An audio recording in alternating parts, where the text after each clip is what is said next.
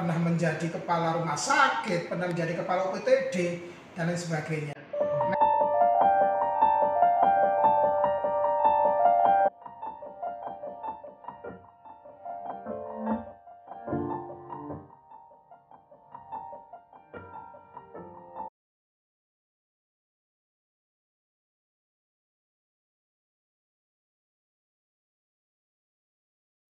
Baru ada muncul kecurigaan, yang dilakukan segera dilaporkan ke SDM, ke Human Capital, terus kemudian dilaporkan ke manajemen. Setelah itu manajemen memerintahkan tim untuk melakukan investigasi. Jadi satu hal yang perlu kami tekankan bahwa YBS ini kami tempatkan atau direkrut untuk ditempatkan di klinik OHIH atau klinik K3 di Pertamina Cepu, bukan di rumah sakit PHC seperti yang di berita yang sudah beredar.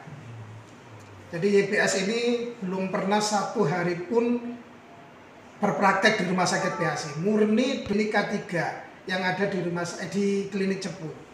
Yang tugasnya adalah melakukan fit to work, memastikan setiap pekerja itu dalam kondisi fit sebelum melakukan aktivitas pekerjaannya. Dari YBS menggunakan nama Susanto ini, di situ baru kami menemukan ternyata YBS ini sudah pernah melakukan kejahatan yang sama di tahun-tahun sebelumnya. Terakhir tahun 2011 itu juga pernah melakukan kejahatan yang sama.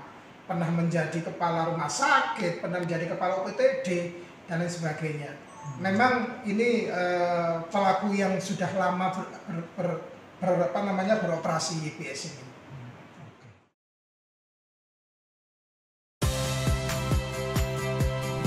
Saya Audrey Chandra, saksikan program-program Kompas TV melalui siaran digital, pay TV, dan media streaming lainnya.